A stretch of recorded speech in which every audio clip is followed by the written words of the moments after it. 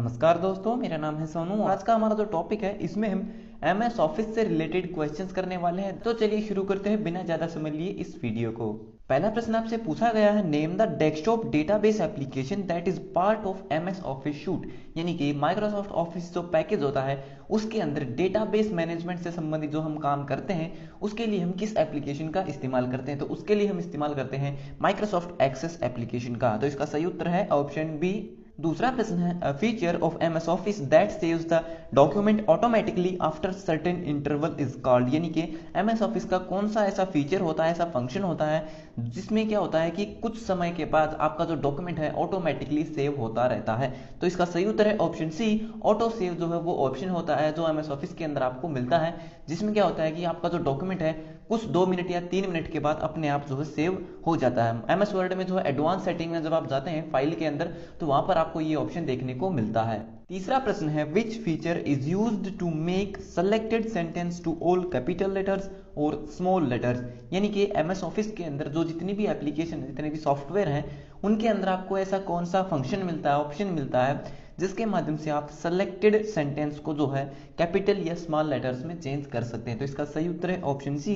Change case के माध्यम से जो है हम सेलेक्टेड टेक्स्ट को जो है कैपिटल और स्मॉल लेटर्स यानी कि बड़े अक्षरों और छोटे अक्षरों में जो है इंग्लिश के अक्षरों को लिख सकते हैं, बदल सकते हैं। चौथा प्रश्न है, which of these software application was not part of the first version of Microsoft office. यानी कि जो आपका माइक्रोसॉफ्ट ऑफिस है उसका जो पहला वर्जन आया था उसमें कौन सी एप्लीकेशन शामिल नहीं थी। तो जब आपका एमएस ऑफिस का पहला वर्जन आया था तो उसमें आपकी MS paint, MS PowerPoint, आपकी एमएस वर्ड ये तीनों शामिल थी। लेकिन जो आपकी आउटलुक है जो कि एक ईमेल से रिलेटेड जो है एक सॉफ्टवेयर है, ईमेल सर्विस आपको प्रोवाइड करता है, वो उसके अंदर शामिल नहीं था। पांचवा प्रश्न है, to go to a specific location in a document we use. Document के अंदर किसी भी स्पेसिफिक विशेष लोकेशन पर जाने के लिए हम किसका इस्तेमाल करते हैं। तो उसके लिए हम इस्तेमाल करते हैं बुकमार्क। बुकमार्क क्या होता है, एमएस वर्ड के अंदर जो है इंसर्ट टैब के अंदर जो आपको हाइपरलिंक, रेफरेंस और बुकमार्क ये 3 ऑप्शन मिलते हैं। तो उसमें बुकमार्क क्या काम करता है, मान लीजिए आप कोई बुक पढ़ रहे हैं, एक पीडीएफ पढ़ रहे हैं, आप कहीं पर जो है आ गए थे पढ़ते पढ़ते और आपको क्या करना, वहां पर एक निशानी लगानी है कि आप कल फिर से जब इस पीडीएफ को ओपन करेंगे तो आपको पता चल जाए कि आप जो है कहां पर आ चुके थे। तो किसी भी वर्ड को सेलेक्ट करके जो हम बुकमार्क लगा देते हैं, जिससे क्या होता है अगले दिन हम उसी वर्ड को सर्च करते हैं और जिस वर्ड पर हमने बुकमार्क लगाया था उसी वर्ड पर हम पहुंच जाते हैं। तो एक तरह से जब हम कोई बुक पढ़ते हैं, काफी लंबी बुक, उस समय हम ज्यादातर बुकमार्क का इस्तेमाल करते हैं। अगर आप किसी कॉम्पिटिटिव एग्जाम की तैयारी कर रहे हैं और अभी तक आपको कंप्यूटर की बेस्ट बुक नहीं मिली है तो आज की इस वीडियो में हम आपके लिए लेके आए हैं एक ऐसी ई बुक जिसको पढ़ने के बाद आप किसी भी एग्जाम में आने वाले कंप्यूटर के सभी प्रश्नों को सॉल्व कर सकते हो। अब तक हजारों स्टूडेंट्स इस ई बुक का फायदा उठा चुके हैं। ये ई बुक कवर करती है SSC, CGL, CHSL, railway, bank, DRDO, IT, copper training officer, data entry operator और अन्य सभी जनरल कॉम्पिटिटिव एग्जाम्स को, क्योंकि इस ई बुक में आपको मिलता है 7000 प्लस क्वेश्चंस का कलेक्शन जो कि पुराने कॉम्पिटिटिव एग्जाम्स के क्वेश्चन पेपर से लिए गए हैं। इसमें सभी प्रश्नों को टॉपिक वाइज दिया गया है। पूरे इंटरनेट पर आपको किसी भी अन्य बुक में इतने सारे टॉपिक्स एक साथ देखने को नहीं मिलेंगे। इस ई बुक से आप कम समय में अच्छी तैयारी कर सकते हो। तो देर किस बात की है, अभी चाहिए इस वीडियो की डिस्क्रिप्शन में और पाइए इस ई बुक को बहुत ही अफोर्डेबल प्राइसेस में और निश्चित कीजिए अपनी सफलता को। छठा प्रश्न है, which one of the most suitable reason to use macro in MS office. यानी कि एमएस ऑफिस के अंदर ऐसा कौन सा कारण है जिसकी वजह से हम मैक्रो का इस्तेमाल करते हैं।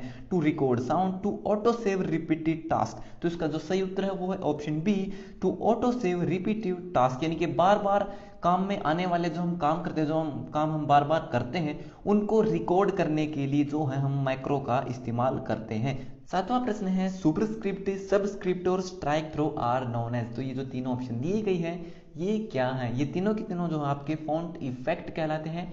एमएस वर्ड हो, पावर पॉइंट हो या फिर एक्सेल हो, तो जो आपका होम टैब होता है उसके अंदर जो आपको फॉन्ट ग्रुप के अंदर ये जो है तीनों के तीनों फंक्शन आपको देखने को मिलते हैं, जिसके माध्यम से जो आप अपने टेक्स्ट पर जो है इफेक्ट अप्लाई कर सकते हैं।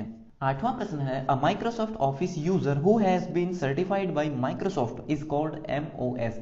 यानी कि कोई भी व्यक्ति जिसे माइक्रोसॉफ्ट ऑफिस जो अच्छी तरीके से आता है और कंपनी के द्वारा उसको, माइक्रोसॉफ्ट कंपनी के द्वारा उसको सर्टिफिकेट दिया जाता है, सर्टिफाइड उसको बताया जाता है, तो उस व्यक्ति को हम MOS कहते हैं। तो यहाँ पर MOS की आपसे फुल फॉर्म पूछी गई है। MOS की फुल फॉर्म होती है माइक्रोसॉफ्ट ऑफिस स्पेशलिस्ट, यानी कि वो जो व्यक्ति है वो स्पेशलिस्ट बन चुका है MS ऑफिस का, उसका जो है विशेषज्ञ बन चुका है, उसको MS ऑफिस की सारी जानकारी है। 9वां प्रश्न है name the application under MS office software bundle that we use to create audio visual presentation, यानी कि MS ऑफिस के अंदर वो कौन सी एप्लीकेशन सॉफ्टवेयर है जिसका इस्तेमाल हम प्रेजेंटेशन बनाने के लिए करते हैं। तो सबसे आसान सवाल है MS पावर पॉइंट उसे हम कहते हैं। 10वां प्रश्न है you can not close MS office application by dash, यानी कि जो आपके MS ऑफिस के अंदर कोई भी एप्लीकेशन है MS वर्ड, पावर पॉइंट या एक्सेल, तो उसको आप किस तरीके से जो है क्लोज नहीं कर सकते, बंद नहीं कर सकते, आप उससे बाहर किस तरीके से नहीं आ सकते हैं। तो यहाँ पे ऑप्शन दिए गए exit from file menu, file menu के अंदर एक्सिट नाम का ऑप्शन होता है, वहां से जाकर के भी हम जो है MS ऑफिस की किसी भी एप्लीकेशन से बाहर निकल सकते हैं। दूसरा है प्रेसिंग Alt+F4, हाँ हम Alt+F4 क्लिक करके भी जो है MS ऑफिस की किसी भी एप्लीकेशन से बाहर निकल सकते हैं। ठीक है, उसके बाद ऑप्शन तीसरा है क्लिकिंग X बटन, तो ये जो X है ये आपका क्लोज बटन है।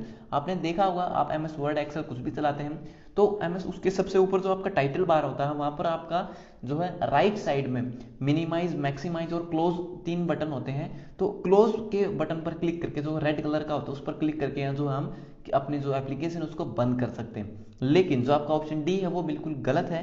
क्लोज फ्रॉम मेन्यू, मेन्यू के अंदर क्लोज नाम का कोई भी ऑप्शन नहीं होता है, तो वहां से जो है हम जो है अपने किसी भी एप्लीकेशन से बाहर नहीं निकल सकते। तो इसका सही उत्तर हो गया आपका ऑप्शन डी। तो ये हो गए हमारे आज के सभी प्रश्न कंप्लीट। सो वीडियो देखने के लिए धन्यवाद। अगर आपका कोई सवाल है तो आप कमेंट बॉक्स में लिख करके पूछ सकते हैं।